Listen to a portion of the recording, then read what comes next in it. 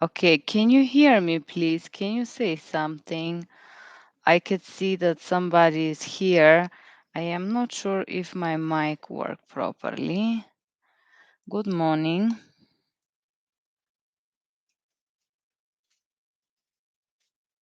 Good morning.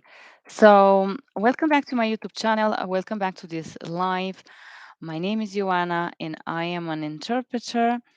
And today we're going to talk about some of your questions. We are starting again to do once a month. We're going to do lives, which usually I do on Saturdays. That would be live for everybody. And if you are members only, I started to do again a reassumption of the interviews that I do once a week and also the vocabulary exercises. After this live here, I'm gonna plug in 2 members only and do another live where we're gonna do our Saturday mental exercise for vocabulary. I have written down your questions because my printer is not working and I'm gonna still do this live. I call this video, they know they speak English or they believe that they speak better English than the interpreter. So Fatima, hi Fatima, good morning and hello, welcome guys. Thank you for being here. Fatima put a question last week asking me, um, what to do if when you enter in the doctor's office there is a relative or a friend that believe that they do speak English. Shall you just leave? Okay, so if this is personally for me, I'm gonna answer this question. There are a few questions that Fatima asks, and this is gonna be answering those questions. If I'm in person and I walk into a room where I have the patients or the limited English speaking person, and I don't have the doctor, let's imagine this case, and I introduce myself as an interpreter, and there is additional person who said, "Oh, I am her friend, her cousin, her niece, her brother, I don't know, her boyfriend, and I'm here to assist her." I normally said thank you very much, and I do excuse myself from the room, and I do wait outside. I do wait for the doctor. Usually, they do not let you go inside the office without a doctor, but there is some situations where the doctors are very late, and in order to excuse their being late, they would let the patients inside the room, and sometimes this patient will wait there for very long time, sometimes 1, 2, sometimes happen hour and a half, unfortunately. So I would, because the problem with staying alone with these two people in the room, they start to chat and want to tell you the whole story. Depends on the culture. Usually this happen, and normally I have my notes and I have to write the notes.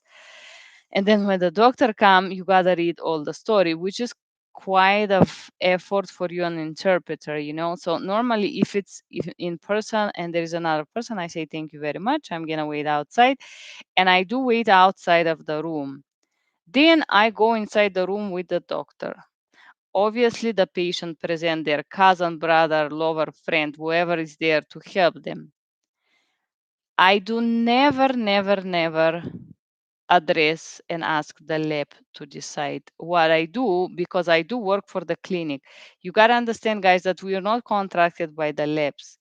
These services as an interpreter, it's based on a law. I don't know if you study the law here in the USA. So our job as an interpreter was made because they made a research, I believe 1984. I know it was my birthday.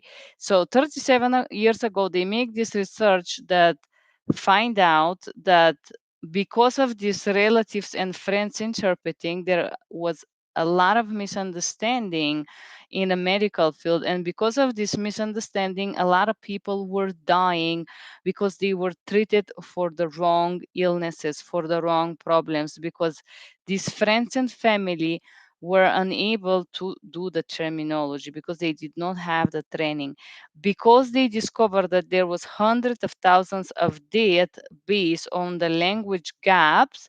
This is why the profession of an interpreter was introduced in the medical field.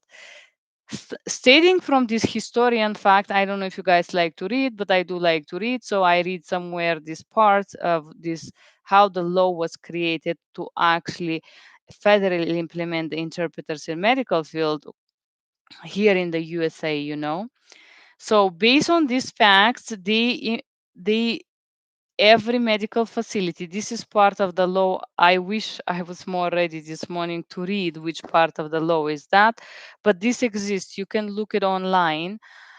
Because of this, there is this federal law that oblige clinics to provide interpreter. I am sure I have been trained about it more than several times. So as the law obliged the clinics to provide interpreters, the reason why is because in certain area has discovered that lack of the interpreters mean death of a lot of people. Because of it, if I walk into a patient room where there is a friend who does speak some English, I don't know their level, of course, I'm not testing agency, and there is a doctor. And the doctor said, "Oh, okay, you bring your friend, they can interpret for us." Usually, the doctors request you to monitor or say, "Interpreter, do you like to?" I said, "Sir, if you," I asked the doctor, I say, "Sir, if you like me, I can monitor in case you need me." A lot of the times, if it's in person, you're already paid to be there. So for the doctors, you're just one more comfort cushion in case needed. Patients sometimes they're like, "Oh, no, no, no, I don't need a head. I do have my friend, my cousin, my brother, they speak very well English, they can help me with that." Once again, I ask doctor, "What do you decide?" If the doctor decide to discharge me, "Thank you very much, sir. Thank you and have a wonderful day. This is what I do." But the clinic have to let you go, because the matter of the fact is the clinic pays you. It's not the lab. Even the lab are very rude. It's not, they are not your bosses, unfortunately. So I always check with the provider. Obviously, if I see that the limited English speaking patient is irritated, I address this to the doctor. I say, "Doctor, the person is irritated. Do you want to ask them what makes them feel uncomfortable? Interpreter speaking here." So I am always treating the doctor or the clinic as my boss, because the matter of the fact is that they're the people who you're gonna see every time you go for a doctor's appointment, and every time the patients are different. I'm talking about in person. When I work on the phone, this happened quite a lot with me. I work on the phone and somebody's like, "No, it's not 7, it's 0. You're such a terrible interpreter." And they start shouting on the phone together with me. Usually, this is the most challenging, because let's say the people believe that they know how is 7 in English, and then uh, instead of that, they say 0 in the target language.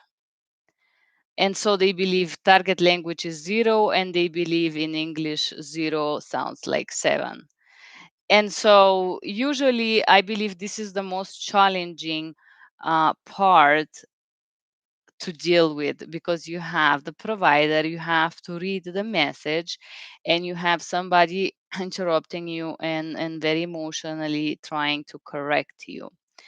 And also very sometimes happen that they tell you, "You're terrible, you do bad job, this is wrong, how dare you," and so on, and they start in this anger volcano towards you. So what I do here, when somebody once again believe that they speak better, or they believe that you mispronounce something, or you put the wrong number or anything like that, what I do would be, I find out this always work. So I let them shout. I am not gonna shout with the Russian speaking member or whoever is on the other side, or Italians. They are very passionate people. They can go for 30 minutes and still not take a break, They are like so passionate. So I do two things immediately. First of all, I'm apologizing to the provider. I'm saying, excuse me, ma'am or sir, I would need a second. I think that they're upset. Hold on, please. Let's let, so me wait, and normally the provider wait for them to finish to shout. Usually these shouting are short and they continue to shout the same thing. So once they speak for 30, 40 seconds, I said, excuse me, I interrupt them with apology. And I said, I am so sorry. This is the interpreter speaking. I'm apologizing. Forgive me if I make mistake. Would you like to repeat the numbers once again? Please forgive me. So usually when you apologize, their level of angriness, even if they do make mistake, and I know that they just shout out of ignorance, I still apologize, because I understand that they care so much that you do the correct job. I understand sometimes for them it's hard to trust you. So I apologize and I said, this is the interpreter speaking. I promise you I will do my best to assist you. And then when I go back to the provider once again, I said, okay, ma'am, this is the interpreter speaking. I did apologize for the misunderstanding. I repeat once again the number. And then if I see the person is very altered, like angry or some, I would add this. The person is upset, the person is angry, the person is cursing. Sometimes when there is a lot of curse words, in some languages they have it in mother, father, brother, and a lot of body parts, including the cursing. I would not repeat the exact cursing, but I would say curse words with the using mother's name, for example. I will still repeat that there is cursing, of course, but I'm just going to repeat it slightly more elegant, or I will say extremely vulgar cursing using mother's organs or something like this. So I am still going to render exactly the message, but sometimes when it's extremely, extremely like that, I'm going to simply express it slightly more elegant, although I don't think there is such a thing as being slightly elegant when you curse. But this happens when people believe that they know better English than you, or sometimes they believe that they know some number and you use another number or something like that. This happens. So usually I always do apologize. I let them vent and then we continue from there. If this first venting is not stopping but is ongoing, is continuing, of course, I do apologize to the provider, and I ask the provider, ma'am or sir, would you like me to transfer you to customer care where you can find another interpreter? What do you like me to do? I do not decide. I am just the interpreter. So I normally try to give the power to the doctor or the customer care, because also for them it's not an easy thing. Imagine all day long to have somebody being very upset with you and cursing. Um, but yes, this is, I believe, the most challenging situations that can happen to people when they work as an interpreter, to have someone correct you. By the way, yeah, I see you guys here. If you're watching, you can do type your questions on the chat box if you do have any questions. In meantime, we're going to continue with our questions. So I'm going to finish. There were 3 questions by Fatima that she put in our last live, and I thought they were very interesting. Thank you, Fatima, for your questions. That's a great content, and I really appreciate that. So the next question was,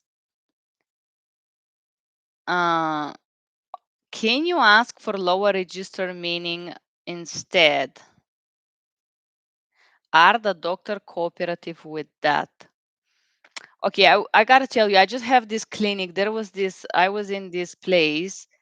I don't want to say Indian people are rude, they are not, but there was this doctor assistant. I believe she was a nurse, an Indian girl. And for some reason, she was very, very, very, very rude.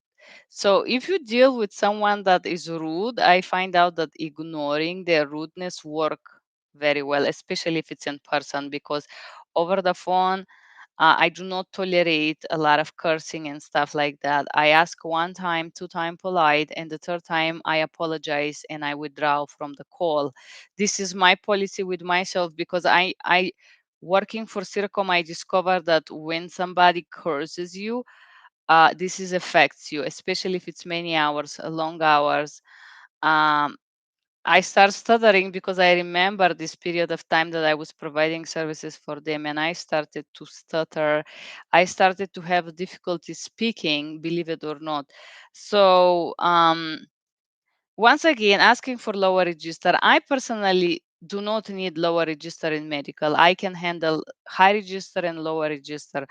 But a lot of the times, the lower register is necessary for the client that doesn't speak English or so called patient. I think that me as an interpreter and us as an interpreter, guys, it's our homework to study those terms every day. And if you are member only, you could see how I do study those terms and why I'm able to speak 5 languages because I do put the job behind. So I do not normally use a lower register. I don't need lower register. I know a lot of those terms. I study every day. Sometimes in 1 hour of a call, I find one new word and I try to discover what it's mean. I remember the last time that I looked for something, it was not long ago. I still have it on my phone. I believe that's why I'm opening it. There is a disease. It's a very specific disease of the brain. And okay, I will tell you how it's called. It's called Huntington disease. Do you know what is that, guys? So I will tell you what is the Huntington disease, because one of those questions include this. That's inherited condition in which nerve cells in the brain break down over time. So a lot of people doesn't differ Huntington disease from a stroke and Alzheimer. So sometimes they ask you what is. I remember she asked Huntington disease, and I said I'm apologizing, and I asked the nurse that if she can lower register, and she was not able to lower the register. She said to me, "Is the disease on the brain?" And in particularly, this disease is a disease of the cornea of the brain, which is the superficial layer of your brain. um, and so she didn't know how to lower it for me because she personally didn't know. She knew that was some kind of a disease. And I had my second device and I went and I typed the Huntington disease. And then I was able to say it in a target language, simplifying what exactly disease is so the person can tell me if they have suffered it or no. um, Sometimes they cannot give you a lower register. This is what I'm saying. This is the worst case scenario. Number two, sometimes they're irritated and they see you as not professional, and they get upset if you ask for a lower register. uh, I haven't had this, but I will tell you, I study so much medical terminology that I know a lot of those terminologies. There is no way you can know them all. They would always be necessary to ask for a meaning, sometimes to ask for clarification or repetition. What I do is I say, Excuse me, ma'am or sir, this is the interpreter speaking. I'm apologizing. I don't know the meaning of this word or this register of expression. Can you simplify for me and for the patient? And usually don't have a problem like that. I never had. I would tell you, I interpreted one time. It was last month for DNA research, the DNA in English, okay, DNA. And that was very challenging call. It lasted about 2 hours, and I sweat the entire time because it was very, very specific. Um, Not every doctor is cooperative with that. Uh, but I find out that if I apologize and if I'm humble, they do lower the register. If it's over the phone, and if there is also the sound quality and there is a lot of things happening, if it's over the phone and I don't like it, I can always disconnect. I can always apologize and withdraw, which I usually don't do. I have never had to disconnect because of the register. normally is because it's some kind of extreme profanity. This is when I disconnect the call or I apologize. But I will tell you also, the providers, when you interpret back the cursing to them, they also don't like this type of speaking. And if they are educated and self-respecting people, they do require and request the limited speaking person not to curse and to treat everyone with respect. So most of the times, I will say one thing: study the terminology. You can join members only and do those exercises with me that I do every Saturday, uh, and get better at medical terminology. Okay, we are going again with another questions. Uh, okay, I wanna address this question here. If you guys have questions, you could type them to the box on the right side, so I will read it and address it. Heavy accent. I have seen so many people writing to me some very not beautiful comments about my accent, about how bad my accent is, that my accent leave a lot of to desire, and so on. I don't know how many comments I read about accent, and I will tell you, never in 18 years of experience. This summer I will do 18 years of experience as a medical. No, 8 years as medical, and 18 years as an interpreter. So never ever in my entire life as an interpreter, uh, very formal and slightly less formal, I have ever anyone that speak English to complain about my accent. So if you do complain about my accent, I am afraid that you're gonna have a lot of troubles working as a medical interpreters, because there is people from, I will tell you, from Africa. African people are very intelligent and they do study for doctors, they do study for surgeons, they do study, and I will tell you, a lot of extremely specialized and good doctors are African or Indian people, or people that come from some countries that have extremely heavy accents. So if you think that my accent is a problem, I don't know how you're gonna deal with those extremely highly specialized doctors or specialists or engineers or something. You're gonna have problem. You're gonna have problem in medical for sure. I guarantee you, because I have never ever had anyone who is mother tongue to complain about my accent. I don't think accent is a problem.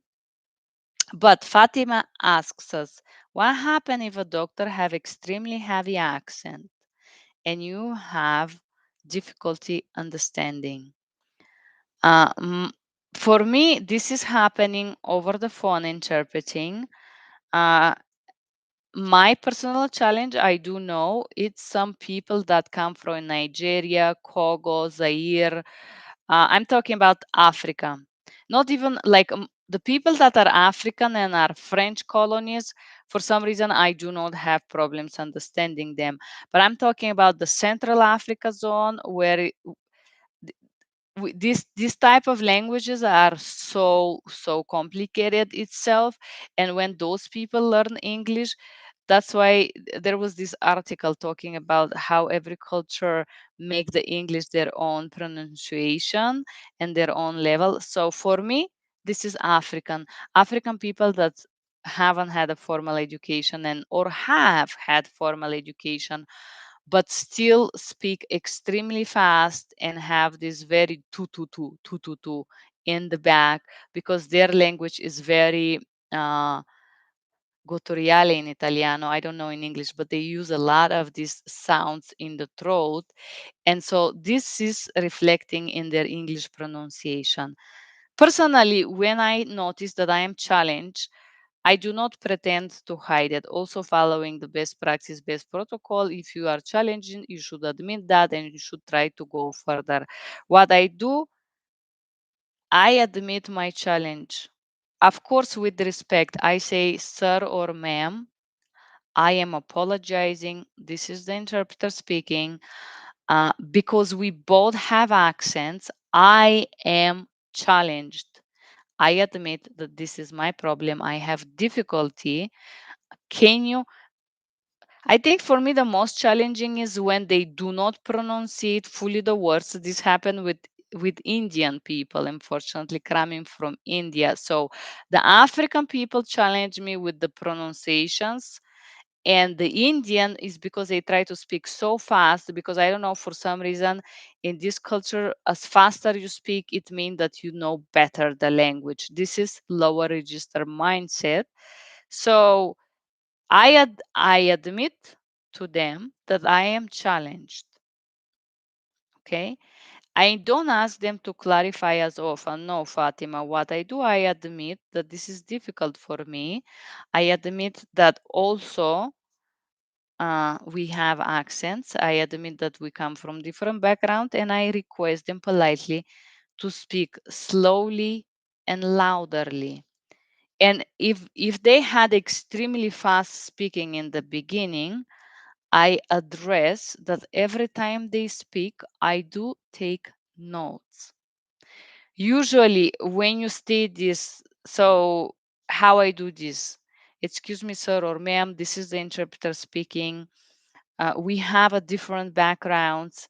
I am challenged. Can you please speak slowly and louderly, having in mind that I do take notes? I would like to be precise. Thank you. So usually they understand that you're a human. They understand that you have limits, especially knowing that you write down. They're humans. They're not your enemies, and and they do work with you. This is what happens. So I do not ask for clarification. I ask them to do this. Or sometimes if they don't, I said in order to avoid repetition or clarifying. Can we try to do this? Also, if you do it over the phone, is more difficult. I find out if somebody's in person, you can kind of perceive a lot of the things by their body language, I believe. Now, I ask this 2 or 3 times, and if it's not working, I apologize. And I said that is my fault. I am apologizing. I am challenged. I have difficulties to understand. I will transfer you to another interpreter. Please forgive me. Hold on, and I will disconnect. But usually I would tell you, maybe I have never had to disconnect for that. Never in 18 years on the phone or in person. I haven't had this problem. Okay, so here I'm gonna address some other questions that I write down. This was the main topic of our video. Again, Mila is typing down. Your pronunciation leaves much to be desired. Once again, thank you, Mila. Uh, I speak about accents, and I will always have accent. And you, no matter how great you believe you are going to have an accent in any additional language. I do have accent in my mother tongue. Like, seriously, guys, you gotta be kidding me. Okay, I have this question. Another person wrote to me, Nick S. Hi, Nick, and thank you for being here. Uh, so Nick wrote me few comments, quite interesting questions, and one of those I did screenshot because it's extremely long. So Nick asked me, "Hi, how are you? Thank you for your videos. Did you sign and work only for Siracom?" Back then, in 2016, I did sign, and for certain period of time, yes, I did provide services only for Siracom. That was between 2016 and 2020. It was 2016, 17, 18, 19, 20. I believe 20, I disconnect with them after 5 years. Okay, this is the question. I have it here. Let me read it. Okay, I love this question. I will tell you why. Because this question is very controversial. Uh, Hi, how are you? Somebody texts me something that I don't understand. Can you repeat? I ask them to repeat. Is FKZM, I don't know what they're trying to say here. Okay, so Nick S asked me a question last month, and I do once a month this live that is for everyone, and then there is lives once a week for members only, so you can subscribe for members only. I was going to apply for Siracom as entry-level freelance interpreter, but not sure now. Thank you for, he was talking about the video where I share my experience. Question. I come across an interpretation company that has contract clause that I'm not comfortable to sign yet. I would like to get your advice, opinion on this case. I am very passionate. You know, guys, I study business, I study law, and I know quite a lot about the legal structure, how a contract should be structured. And I am very, very passionate about this question. Okay, let's address it. No conflict of interest covenants. Every company that you're going to sign a contract, they will have this no conflict of interest. And all of this non-conflict of interest clausule of the contract will be very controversial. I do want to raise an awareness about this contract that I find them so-called unilateral contract, where they try to give you the idea or the impression that you're obliged to certain things and forbid you to do certain other things, which as a freelancer, they do not have a legal right to do so. But I want to read this question. Interpreter agrees that while she or he is performing services for XYZ company, interpreter will not undertake any outside activities, whatever or not competitive with the business of XYZ, that could reasonably be expected to give rise to a conflict of interest or other ways interfere with the interpreter's duties and obligations to XYZ. This is also very elegantly stated here, but I will tell you, Nick, there is this company that directly forbid you to provide services for someone that they may provide services for, and so and so and so on. And because of this clausula that I just read, and a lot of companies try to force you to sign, I was not providing services in person for anyone. Um, what do you think about this contract clause? Is it common? Is it fair to sign? Okay. So first of all, as it's stated like that, this clausula render the contract defective. I will explain you in a legal language why and what means to be defective. Uh, this clause is defective because it says to you any outside activities, whatever or not competitive with the business.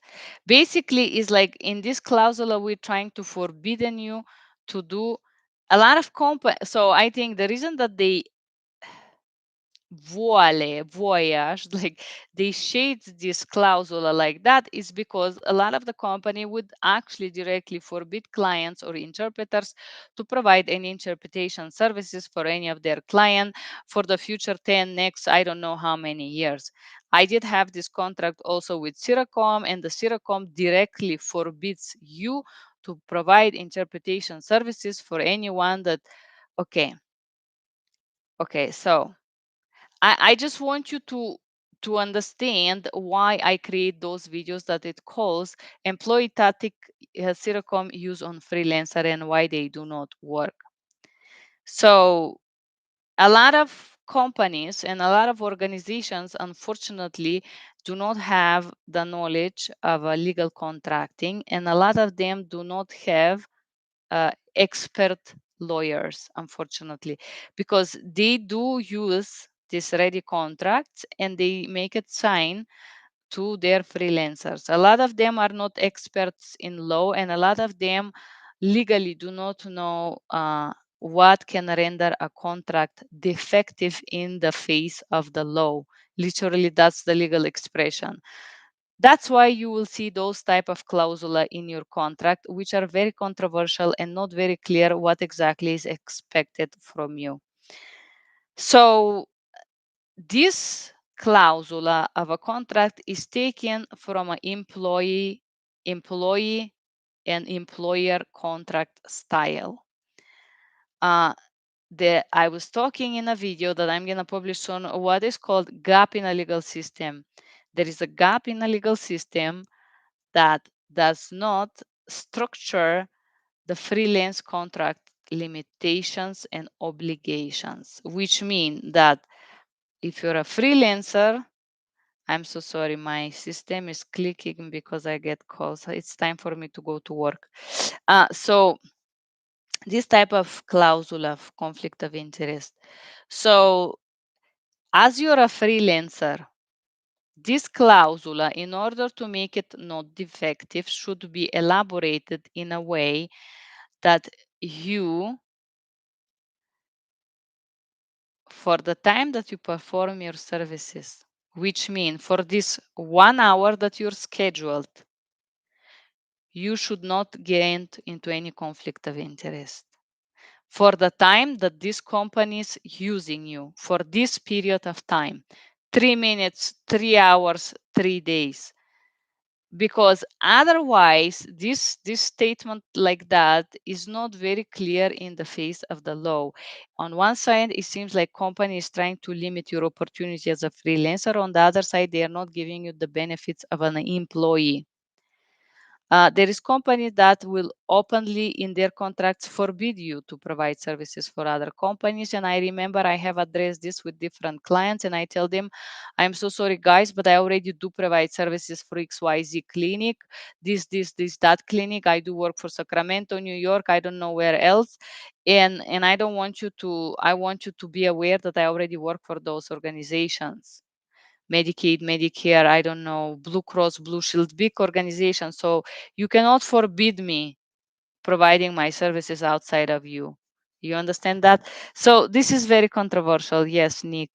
And this is because the companies that do this are not very knowledgeable about the structure of their how to structure their contract. They do not make the difference between the structure of a freelance contractor and an employee contractor.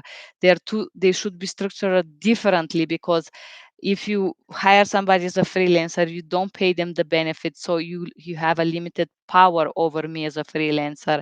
And if I'm your employee, you can exercise a higher power on me because you pay me all those benefits, correct? So this is very I feel like if I would sign it, I will not be able to do other interpretation from other companies. Exactly, Nick. Unfortunately, this is the confusion, the confusions. And this is back then why I only interpret services for Siracom. But matter of the fact, you are a freelancer, and all these contracts that you sign for companies, make sure that you understand that you are not an employee.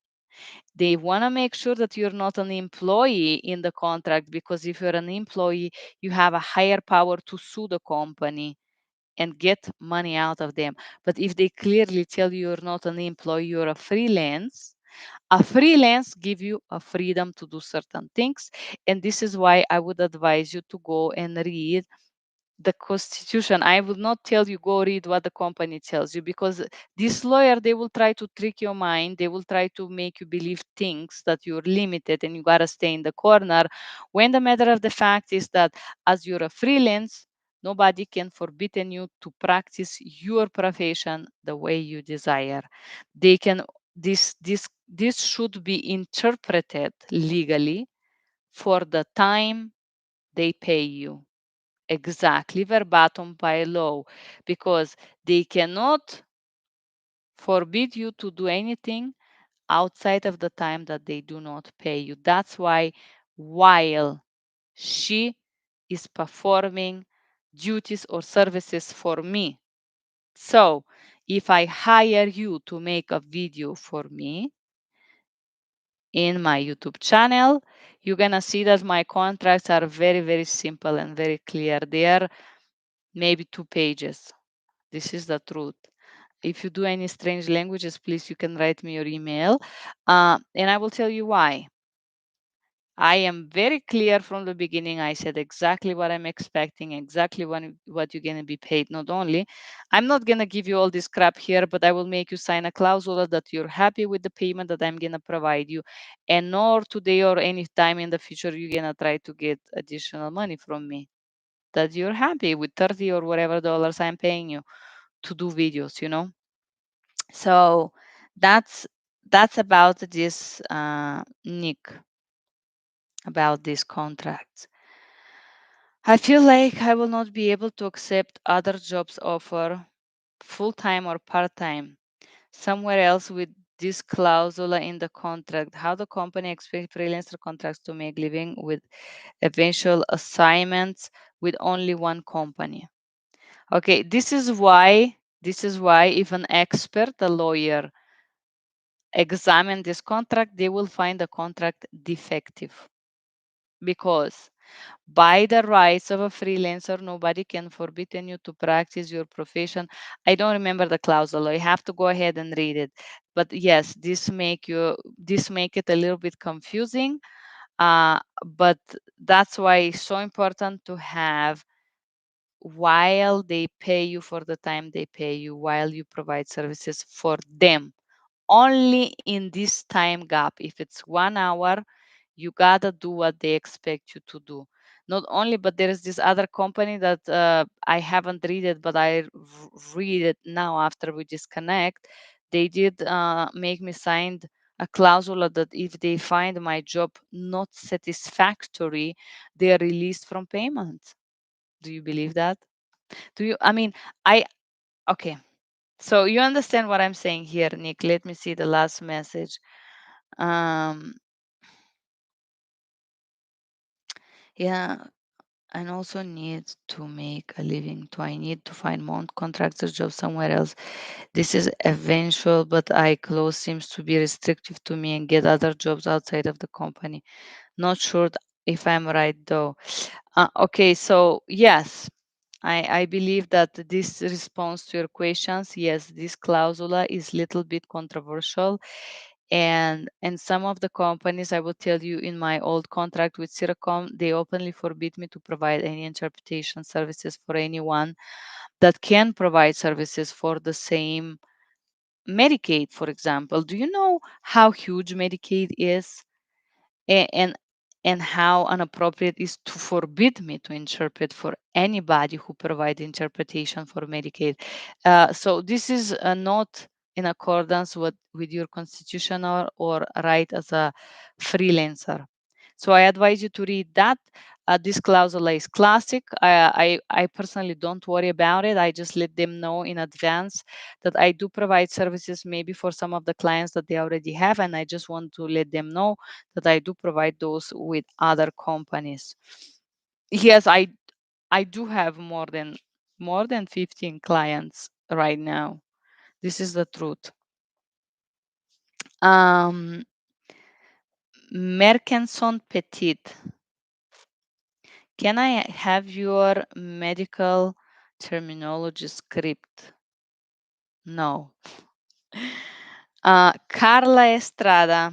Carla Estrada, Jessica T. E Miguelinda asked me to write down the words in Spanish language on the videos. So if I give terminology to have it written in Spanish. Thank you, ladies. I will try to work on this one, okay? Uh, we have Ellis Fairley. Ellis Fairley give me a very long question. Okay, we are talking about pre-sessions now. Especially pre-sessions that other companies advise you to give. Mm, For example, hello, my name is Joanna, ID 13813. I will be a Bulgarian interpreter. This call may be monitored, recorded for training and quality assurance purposes. How can I assist you? Okay, so Ele Sferli. Ciao Ele Sferli. Long precision, she command company language line. Uh, and she said that the long precision she provide for the English speaking people. So usually with language line, I don't know if you guys provide services for them, but I do one language only. I do provide services for them. They did have extensive training. I do provide Macedonian for language line. They made me a special training in financial government and business. And after maybe a few months of training, they did test me in consecutive. And I have never get 100 score in any language except this testing. I know tests are temporary mirror of your momentum condition, but I was like, oh my goodness, I got 100 in Macedonian. I was so insecure. So you just have to know that tests are just temporary moment of your performance. So I know language line, and yes, they do have a very long precision. But I will tell you another thing. Language line precision changes with each call. I don't know, Ellie, if you have noticed. Yes, the one call, I don't know what call, black call, X call, because especially if it's a rare language and they resell your services to another companies, you will have a long precision, and every time the precision will change. Mm, so I know you guys can get bored with this long precision, but I will tell you, you're paid to read them. So for me, it's okay. I get paid for a few more minutes, you know. Although I understand that if you have to do it a lot, I have a long precision with Siracom, and that was really blah. But you memorize these precisions and you're able to tell them very fast after a certain period of time, so it's not a problem. Uh, I do not, and usually I I do not read the same precision for the lab. I will tell you why. I let's say it's a doctor and I say my precision and say this is the Russian interpreter, blah blah blah. How can I assist you? And then the doctor have to read the precision to the Spanish speaker. Hello, Jose. This is Dr. Alvarez.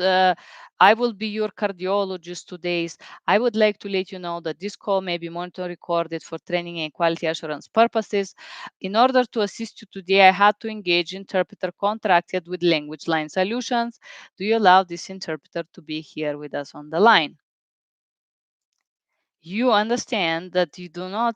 So sometimes you don't even have time to have your pre-session because the doctors, they got you, they brief you, and they want you there. If it's emergency, if it's hospital, a lot of the times. Sometimes they say, okay, go interpreter, you can introduce yourself. I said, hello, my name is blah, blah, blah, my ID, and I will be your Russian interpreter. Hold on, please. And then I say, go ahead, doctor. Usually I do not read this precision for the patient. The reason why is because the doctor, the bank, the financial organization have their own precision that they have to read for the lab. So this is what I do with those. Some companies tell you that you have to introduce yourself and they give you a script. I will be your, and usually the target language precision is shorter. Okay, the Postsession. Anything else I can do for you uh, as a Postsession? I personally personalize the Postsession. Yes, I do say the Postsession each call, no matter what, dead or alive. I do say the Postsession, but I do so the Postsession. The reason that they put pre and post session is because people lack of basic manners. And I find out company that monitors you, I give you, for example, Siracom, they just monitor part of your calls. So sometimes they falsely accuse you of being something when they didn't listen the entire call, you know. So some of those monitorings are very dysfunctional, even though they do them. In order to see how somebody do it, I think you have to be able to understand both languages, you know. Um, one of these companies just come to my head, United Language Group. After 2 years, they decided that they wanted uh, to lower my rate to $18 an hour. And when I said no, an English speaking monitoring told me that in their opinion, I am rude in Bulgarian. They do these things sometimes because they want to pay you less. So, yeah. So don't get it so serious. Important is that you stay kind, polite, and available. Um, I normally say, do you need any further assistance from the interpreter? Because sometimes we do 10 calls. You call somebody, you speak 45 minutes, you call another person. You understand me, guys? That's what I do. When doctors push patients for vaccination and threaten them with death, this is something I have seen quite a lot here. I'm not a person that doesn't believe in medicine, but I know that last time I did vaccine, I was very sick for a very, very long time. That's why I do not have any vaccines right now, and that's why I do not have a COVID vaccine, because I personally do not fear dying from COVID. If I die tomorrow from COVID, I want you to know, guys, that I'm happy with where I am in life and I'm grateful for what I done so far. So I have nothing to regret. You know what I mean? For me, if a doctor push a patient to do something, procedure, vaccine, you better do it, you may die. Let's say the doctor tell them, do you want to do vaccine? A lot of doctors pressure these Russian ladies from Siberia to vaccinate herself while she's pregnant. Oh, you better do this, that vaccine. And she said, no, I don't want to do it. Well, do you understand the risk that this means that you can get sick and the baby can get sick too to get? And she said, I don't want to do it. And the doctor is, well, but you have to understand that this is very serious risk you're taking. And she said, I don't want to do it. When I do this 3 times, and if the doctor dare to continue, I said, excuse me, sir or ma'am, this is the interpreter speaking. The patient said already that she doesn't want to do this, and I feel uncomfortable to pressuring her. I would like to disconnect. I don't feel comfortable to continue. Thank you. And they understand that they do not have a right to pressure patients to take decision. This is against the doctor law. So they apologize usually. They should not do this.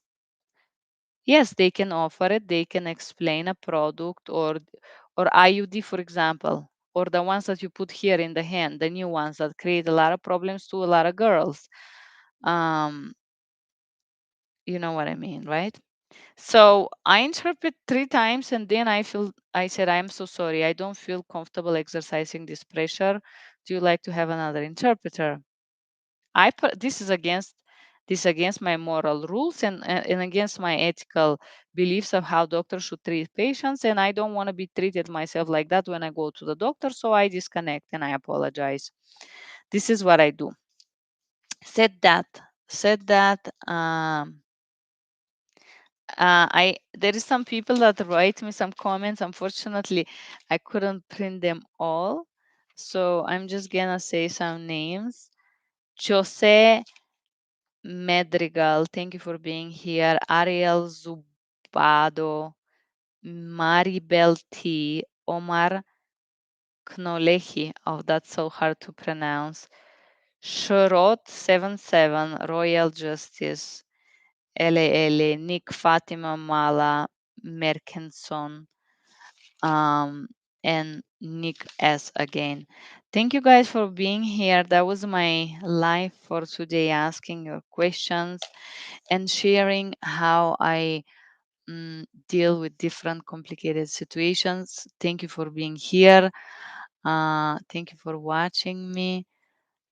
And I hope you have a wonderful day. And if you're members only, we're going to do a vocabulary exercise with me shortly. Thank you guys. Bye bye.